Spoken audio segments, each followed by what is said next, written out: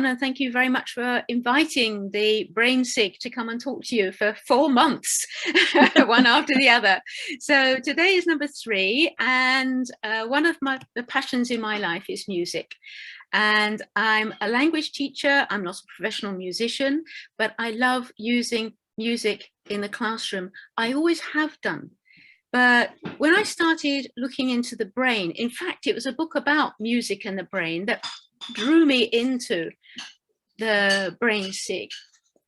And I found that it's absolutely amazing, the connection between music and language in our brain. And so I feel very strongly there's a very big place for music in the language classroom.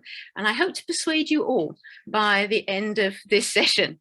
And I can see someone seems bouncing around. Sounds like he's listening to music right now. One of our participants. Oh, it's Scott. Oh, right, grooving away there. Okay, so without further ado, okay, I'd like you to just take a minute or two to think to yourself, when do we make music and listen to music, and why do we do this? Just think to yourself, reflect on this.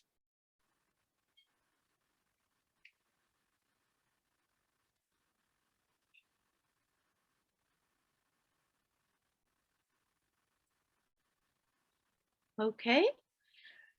All right. I'm not going to embarrass you and ask you for answers. I'm just going to give you a few of the things that come off the top of my head when I'm thinking about these questions, because I think that they're things that we all share. Well, ceremonies come straight to mind. Weddings and funerals and graduations, they all involve music. Religious worship. I don't know of any religion that doesn't include music. Public events, sports, displays, rallies, marches, and carnivals, they're all accompanied by music. And people have always used music when they're working. Just think of the cotton fields in the south of America, the sugarcane plantations, much to our embarrassment, in the Caribbean, all of the music that's come from slavery. Think of the high seas, fishermen pulling in the nets, sailing boats, hauling up the sails, lowering the sails. All of this work has been accompanied by song. And in the 20th century, background music in factories and other places of work. Music accompanies work. Socializing. We love to socialize using music, and also having background music when we are socializing. When we're exercising, now that we can carry music around with us, we can use music while we're exercising. Studying. I have mixed feelings about this one. Many students say that they can't study without listening to music, but I feel you can't listen to music if you're studying at the same time. But I will let them believe they can listen to music while they're studying. We use music, especially when we want to create a specific mood or atmosphere. And when we're relaxing and going to sleep, and in the classroom. This is where I love to use music a lot. So why do we use music so much? Well, because music and language are both hardwired into our brains. In fact, they've discovered that the areas of the brain that process music and process language are almost the same. And there's a big debate, and nobody can really finalize the answer yet, which came first, music or language. It's a fascinating question. It doesn't really know. It doesn't really matter if we don't know the answer yet, but it is interesting to speculate on. No doubt, music and language are closely intertwined. And what is even more fascinating, and also explains why music is so important in our daily lives, is that we are listening to music as early as 24 weeks after conception. So a 24-week embryo in its mother's womb can already hear and begin processing the music in the mother's environment. Not when she's wearing earphones, no, but when she's listening to music in the environment, then the sound waves are able to be passed through and into reach the baby's ears inside. So music is unique to our species. Songbirds sing songs, but it's not the same as the music that we create. And all human cultures make music. They haven't found a human culture yet that hasn't created music. So it really is part of who we are as a species. We've been making it since prehistory, and we know this because there is evidence. Obviously, the first musical instruments were our voices, our hands, and our feet. But they found very early evidence of musical instruments being made from bones of animals, these simple flutes that have been made. And also what is fascinating is in some of the caves, which are 20,000, 30,000 years old, the areas with the paintings where they obviously had ceremonies are also the areas with the greatest acoustics. So very likely they were performing music in those areas which were specifically special, sacred to them. And we do this because music bonds us socially. It's really interesting that even when humans just simply clap their hands together in unison, they start to feel closer to each other and they start to cooperate more closely. And so by listening to the same music together, we share the same emotional responses. We start to become in sync. Our emotions are in sync with each other. We empathize with each other. So we share excitement and we share sadness and we share all of that huge host of emotions that music can express. And often it can express emotion better than words. And it can also evoke emotion in us very, very powerfully. So these are some of the reasons why music is so essential in our lives.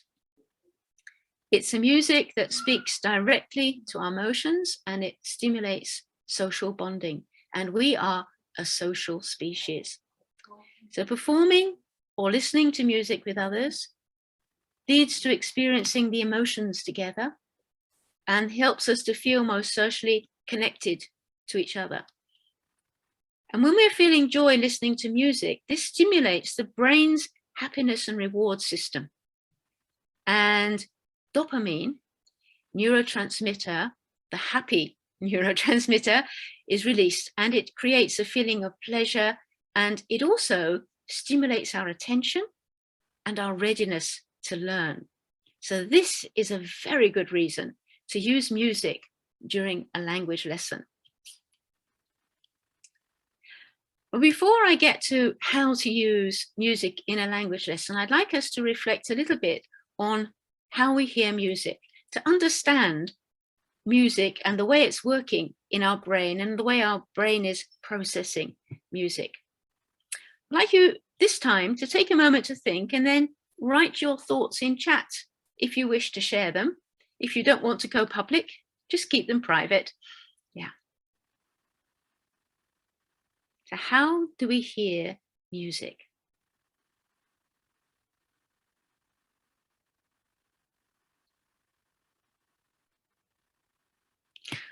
Okay, well, I can't see your chat at the moment, but I'm going to introduce a few things to promote your thinking about listening to music. Do you know this musician? Her name is Evelyn Glennie, and there's something really special about her. She's from Scotland. This is a short clip from a Japanese TV show quite a long time ago. She's a lot older than this now, but she's a professional percussion musician, and she composes and she performs worldwide, and she is in that field very famous. Let's just listen to her. I'd like you to think about what might be special about her. Oh, I keep losing the start button. There we go.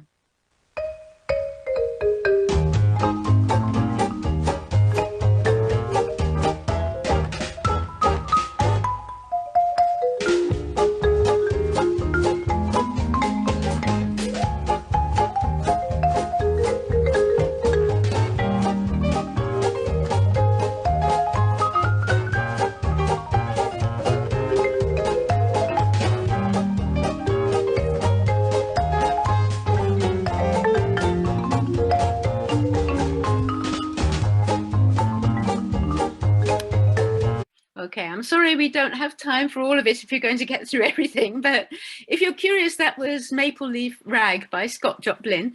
Yeah. And if you're not sure, maybe you know this. Okay. Maybe I'll tell you what she says. She is in fact profoundly deaf, and she started losing her hearing when she was around 12 years old. She had already started playing percussion, and she was able to teach herself to listen by touching. And she explains this in this TED Talk, which you can find easily. And also she's written an essay in TED, which is really, really easy to understand. And she explains that music, listening to music, hearing music is very similar to touch, because music is vibrations, it's air vibrating. Those of us who have good hearing, we process this mostly through our ears because they're working and sending the signals to our brains. But in her case, her ears stopped working, so she had to retrain her brain to learn to feel the music through her hands and through her feet. The lower notes she feels through her feet. She removes her shoes whenever she performs, and she can feel the lower notes through her feet and her legs, but the higher notes through her hands, and the very high notes through her face, through the vibrations. But she also uses her eyes, because she looks at the audience to see their reactions, and she also looks at other musicians when she's performing with other people. So she's retrained her brain to be able to process music without using her auditory system. Another interesting example is Mandy Harvey. A few years ago, she did really well on America's Got Talent. She is also profoundly deaf. She lost her hearing a little later in life. She was about 18, and she was a college student, and she was majoring in music, and she's a singer-songwriter. And she started to lose her hearing, but she's still able to compose and to perform at really high level. She made it straight through to the finals of America's Got Talent. And she's able to do this again through feeling through her feet. She removes her shoes, but she also was born with perfect pitch. And because she had perfect pitch before she lost her hearing, she has muscle memory in her brain, and she's able to recall how to produce the notes. She also uses her sight. She has one of these electronic pitch recorders that tell her if she's actually on pitch or not. And she plays with other musicians, and so she's watching the other musicians and the responses of the audience as well. Yeah, so it's totally possible to be a highly professional performer in this day and age if you can't hear, because there are lots of technical gadgets that can help you. But this gentleman in the 19th century lost his hearing. He was profoundly deaf by the time he wrote and conducted the first performance of his Ninth Symphony. So how did Beethoven manage to write music when he could not hear the music he was writing? Well, of course, he had so much music in his head, his brain was so steeped in music, but to actually work out note by note, he used that pencil in his hand, he put it into his mouth, and he touched the pencil against the soundboard of the piano, and he could feel the vibrations of the soundboard of the piano and know which notes and what they sounded like. To us, who are not such skillful musicians, this sounds phenomenal, but Beethoven could do that and produce the Ninth Symphony and others of his later works. So these musicians have good hearing, but Ray Charles and Stevie Wonder very famously can't see. And this younger man, Derek Paravicini, he's from the UK. He's also blind, but he's also severely autistic. He was deprived of oxygen at birth, and he has the mental age of a 4-year-old. But he is a musical genius. He can listen to any genre of music once and then play it back perfectly and improvise upon it. Yeah, so there's a lot on YouTube. You can watch Derek Paravicini on YouTube if you're curious about him. And he and these other musicians all demonstrate the plasticity of our brain. So because these musicians, Stevie Wonder and Ray Charles and Derek Paravicini, are not using their eyes, the audio processing part of their brain is not being just left to waste. It's being taken over by the parts of their brain which are processing music. So they have a super music processing power size in their brain. And this is why they are such excellent, brilliant, amazing musicians. Now, the rest of us ordinary people, we process music pretty efficiently anyway. Those of us who are fortunate and all our senses are working, we actually are processing music through all of our senses. Not just through our eyes and our ears. There are some people who claim that different foods help them to hear music, or different smells recall music.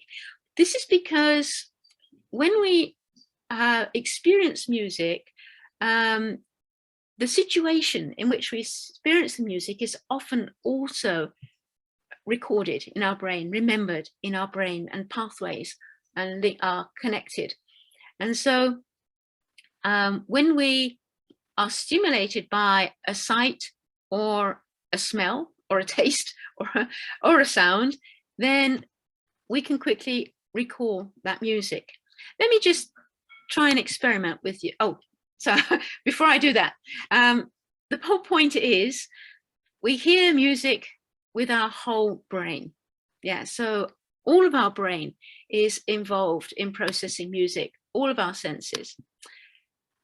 Here's a little test. Those of you who are old enough, this was 1967, the summer of 1967, the summer of love. All you need is love.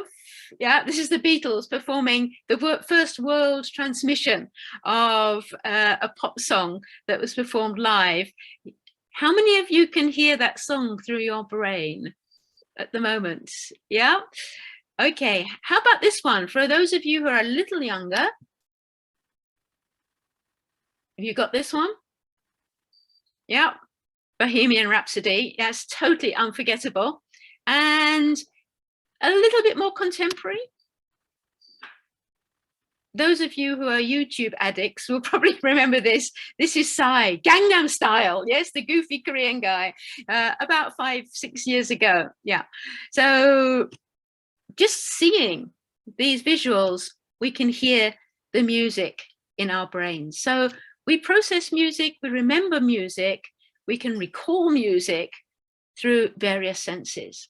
It's not just our ears. So Daniel Levitin, who's the person who drew me into brain science and music, who was a musician himself, a rock musician, and then turned neuroscientist, he makes this point. He said, music listening, performance, and composition engage nearly every area of the brain that we have so far identified and involve nearly every neural subsystem.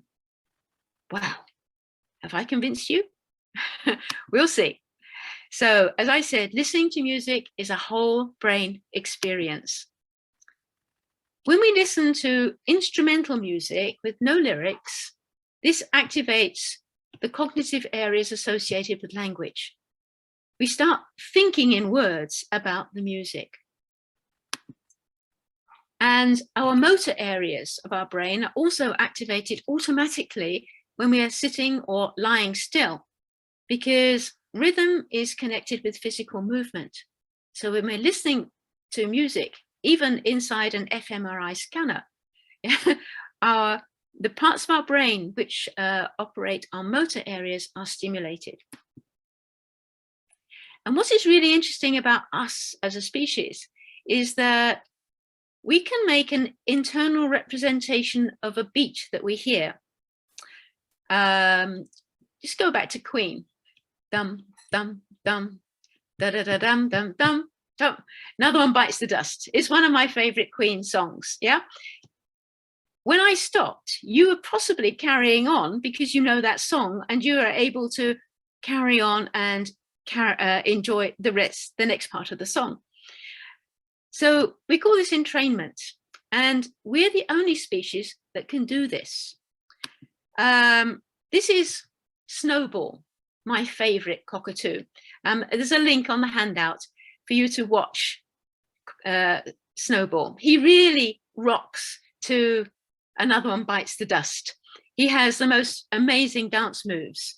And the thing is, when the music stops, so does Snowball. And so do other species. They've done experiments with chimpanzees and bonobos, our closest relatives. They can bang along to music, they can catch the beat, but when the music stops, they stop.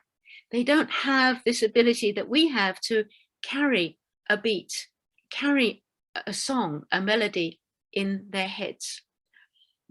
Right.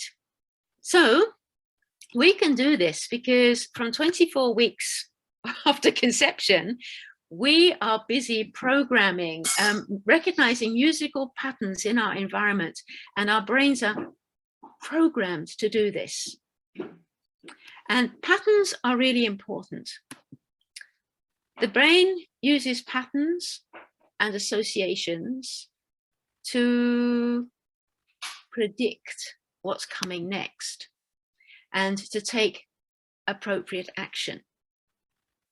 And they've shown this very interestingly. This is Benjamin Bergen, another of my heroes. He's worked a lot on the theory of embodied simulation.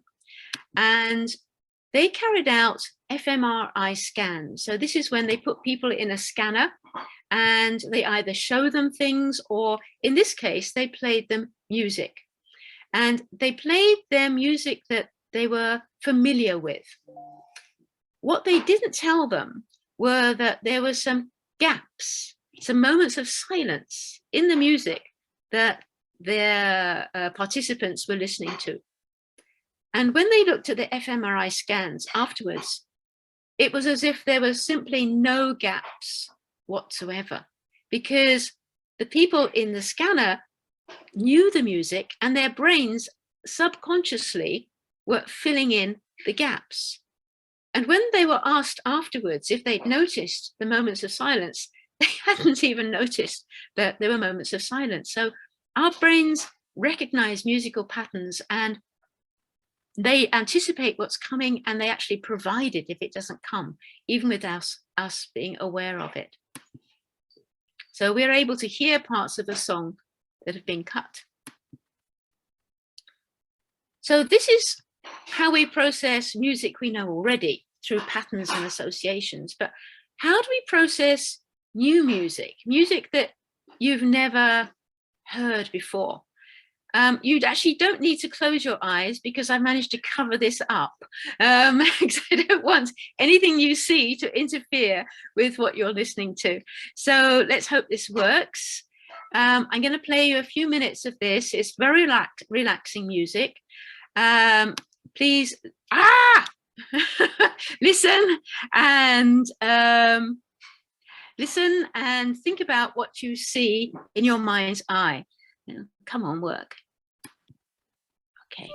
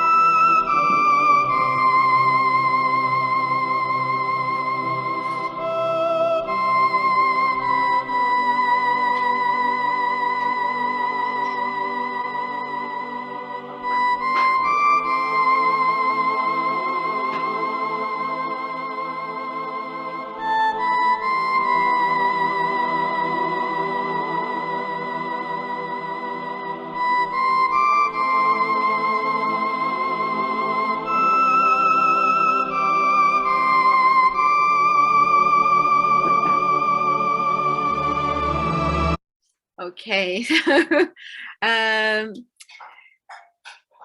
A lot of people have told me when I've played this in the past that they see wide open skies. Some people see a starry night. Some people see wide open plains. Some people see a river.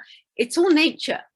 I don't know if anyone had a very, very different kind of experience listening to that music. If you are Japanese and of a certain generation, you may well recognize that. And also, if you have very quick reading skills, when I inadvertently went to the next slide, you'll find out what that actually was. For me, what is particularly fascinating, that when I've had international students in my class and have played that, the Chinese students always say, I see home. For them, it evokes China. There's something about the quality of the instruments used, but in fact, it's Japanese.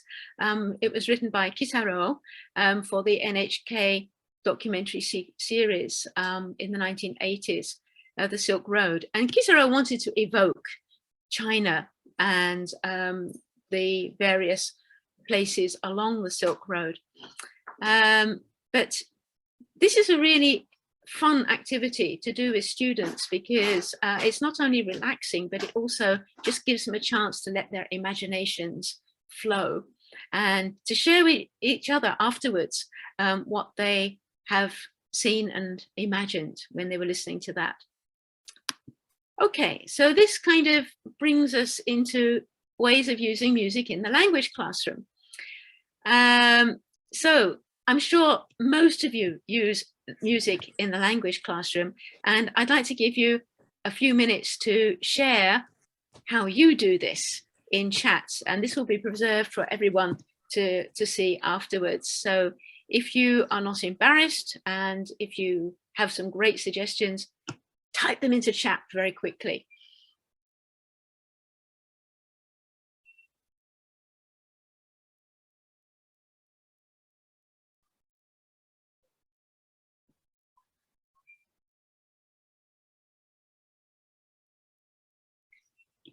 Okay, if you're not so quick at typing, I'm not.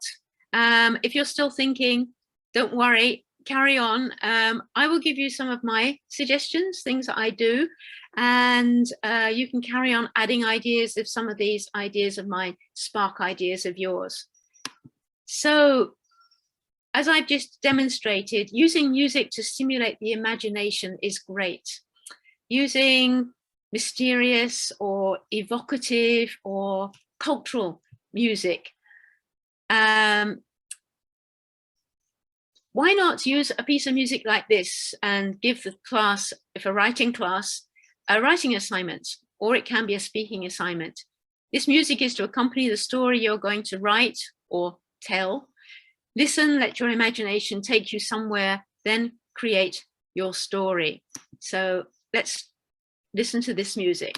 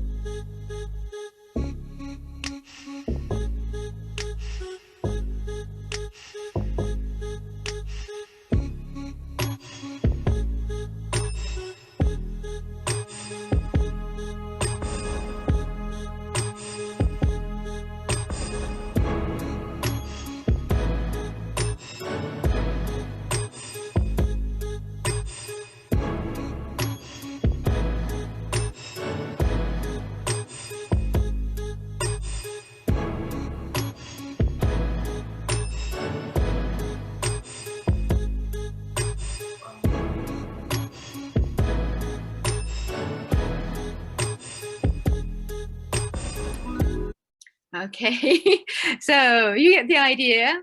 I've had really interesting range of responses from students, and especially now that so many of them are playing video games. Imagine some kind of video game story going on. Yes, others find it really scary, threatening. Some bizarrely think, oh, this is happening in a club. People are out clubbing. Yeah, so all kinds of scenarios come out of this particular piece of music. Yeah, but just choose your own. The choice is endless, vast. Another good source of music is, I find, covers of familiar pop music. The piano guys are particularly interesting because they often combine some classical with a pop tune. So with Let It Go, they mix in Vivaldi, Four Seasons, Winter, and Let It Go. And so the students take a little while to recognize what it is. A nice activity. This comes as it can be used as a nice break activity, a brain break, as we call them, because sitting in your seat for too long is not a good idea. And also your brain needs to get refreshed. So when I do use this kind of music, no visuals, just the music, and the students have no clue as to what it is. And as soon as they think they know what the piece of music is, then you tell them to get up and go to a designated part of the classroom. They have to get out of their seats and then check with each other, see if they agree on what this music is. And by the time half of the class is standing up, you can then reveal visually what it is if you want. And then do a quick follow-up. If you're using Let It Go, most of our students have seen the movie, and you can ask them to talk about what they think of the movie, what they think of the song, who did they go to see the movie with, do they have it at home, all kinds of recall activities, speaking activities. So it's just a very good way of stimulating some physical movement in the classroom and a topic to help stimulate memories. I've recently been given a new reading class of first-year students, And I'm having so much fun because I'm using so many song lyrics, and I'm inventing, well, probably reinventing the wheel, different ways that song lyrics can be used at different language levels. For the high level students, contemporary songs can be really good to introduce literary devices and terms, literary terms. So this young man, Shawn Mendes, he's from Canada. He writes really interesting songs, and this song Stitches, he uses a lot of metaphor in the lyrics of his song. The song is about a relationship that was emotionally very damaging. And he describes the pain and the wounds, the injuries inflicted, the emotional injuries inflicted in terms of physical injury. So he says, I thought that I'd been hurt before, but no one's ever left me quite this sore. Your words cut deeper than a knife. Now I need someone to breathe me back to life. So, and it lots more metaphorical language. And what is even more interesting is that the music video, after you've analyzed the lyrics of the song, the music video shows visually what has been happening internally to this young man who's suffered from this terrible breakup relationship. I won't tell you any more, but watch the video. It's really, really interesting. And it's very good to get the students to explain what they think is happening in this video. The link is in your, or you can find it on YouTube very easily. The link, I think, is in the handout. But if you've got beginners and young learners, you can use some really simple songs. Sing a Rainbow. I think maybe everyone knows this one. Basically, it's just repeating colors of the rainbow. And you can use color cards or color objects to illustrate the colors and actions. Sing a rainbow, sing a rainbow. We can sing a rainbow too. Yeah. You can get the students to listen and to respond in a variety of ways over several lessons. I've given a kind of little mini lesson plan on the handout.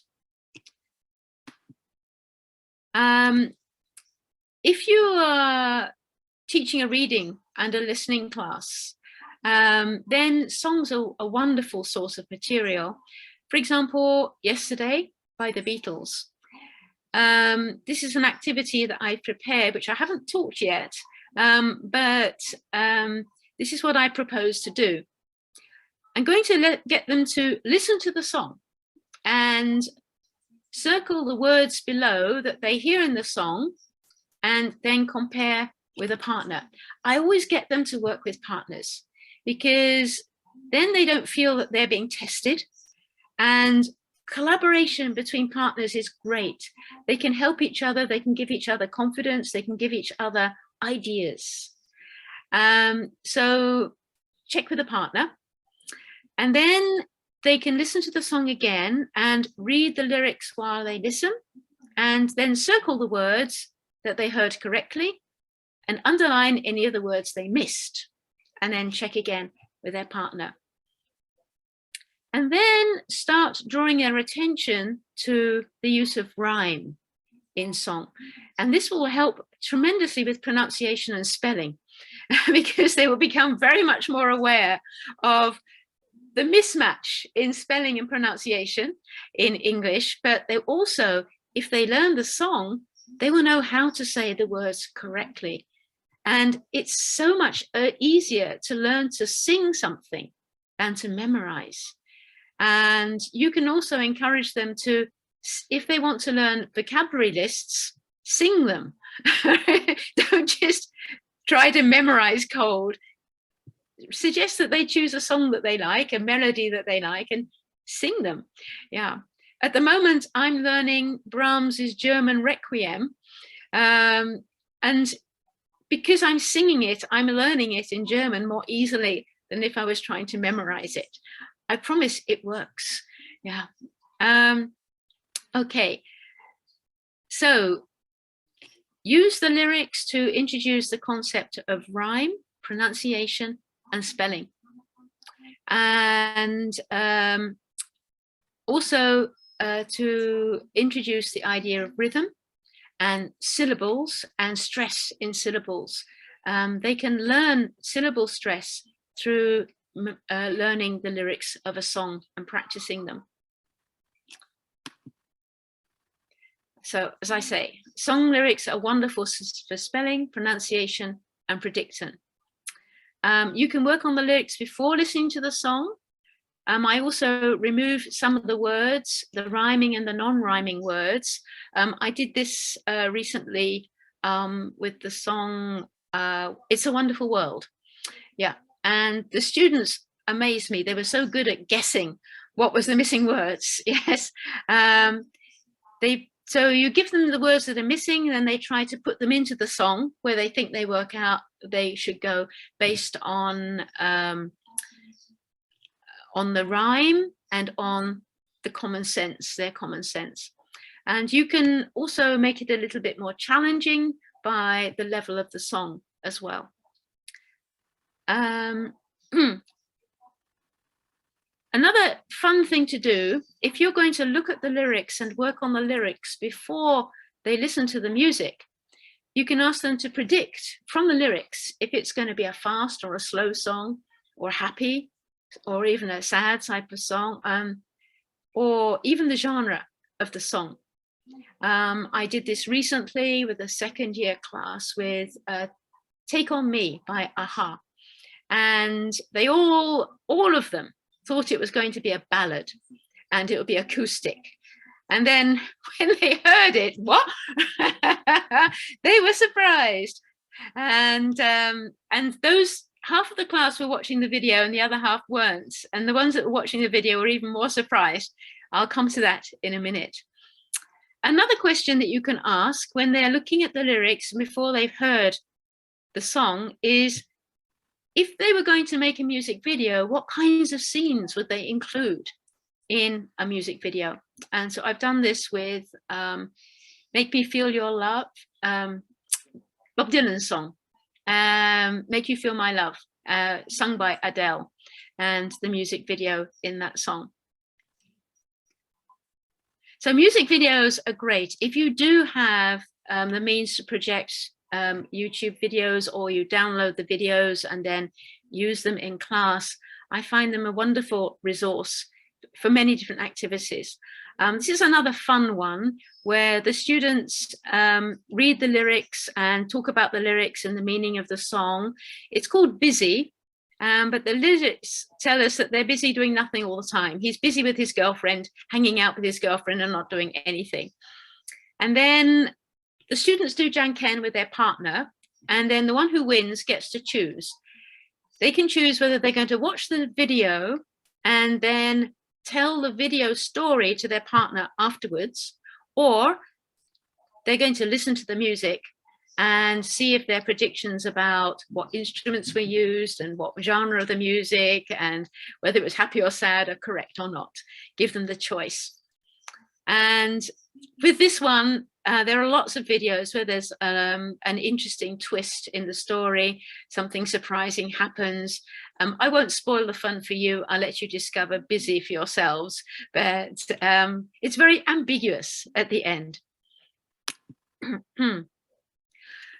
Another good source is film music or TV drama series music to evoke memories or to retell a story.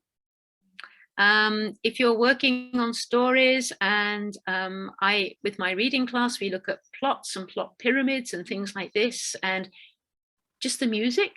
Do you remember this? Yes, do you like this story? Do you remember the story? Can you tell the story? So can you work out the plot pyramid? What was the climax of the story? And how did it start? How did it end? Yeah. Well, Lord of the Rings is quite a long story, yes, but many students have lots of memories of Lord of the Rings and certain parts of the series that they particularly like. There are so many other films that you could use. Another use for students who are going to be studying overseas. music videos from Japan, their own country, that they can show to people overseas to explain their own culture. So music videos by popular bands. And this is Mr. Children's Kurumi, where they're actually telling the story of the beginning of their band by being Mr. Adults.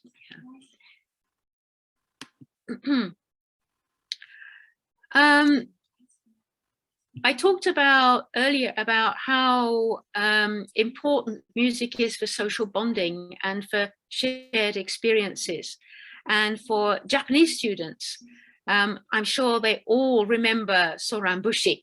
Yeah, so the music of Soranbushi is really, really a great break during lesson time. If you want to get them up and physical, what you can do is to play a little of the Soranbushi music and see which students have done this, and then they can talk together if their memories of when they danced Soranbushi, what was hard, what was fun, and if they can still remember the dance moves. If they can't, you can play a music video of other people dancing Soranbushi. There are loads on YouTube, but these kinds of shared cultural experiences are great. And if you have foreign students in your class, it's a wonderful activity for them to be able to introduce something from their culture to your lessons.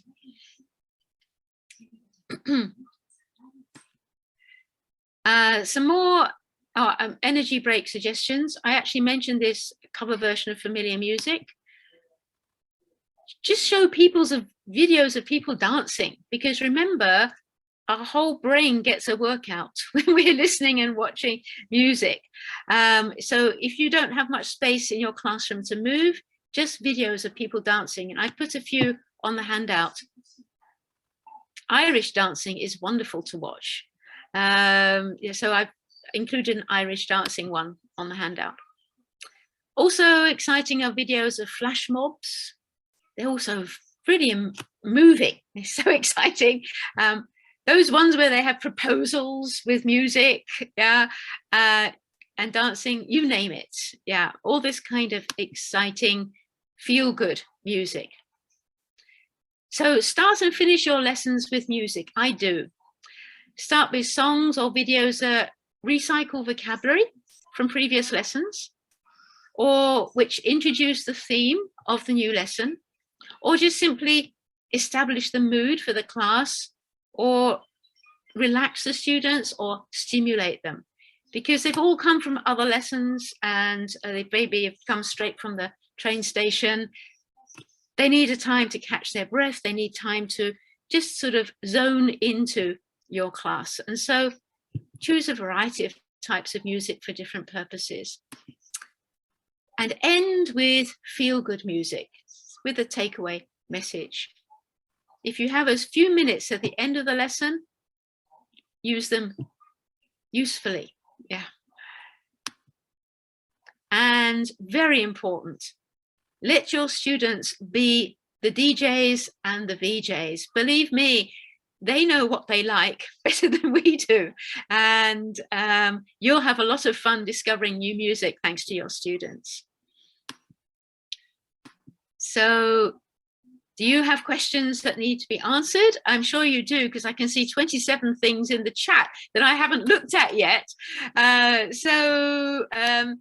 you for listening, and download the handout if you want to. And I'll stop sharing and go to the chat.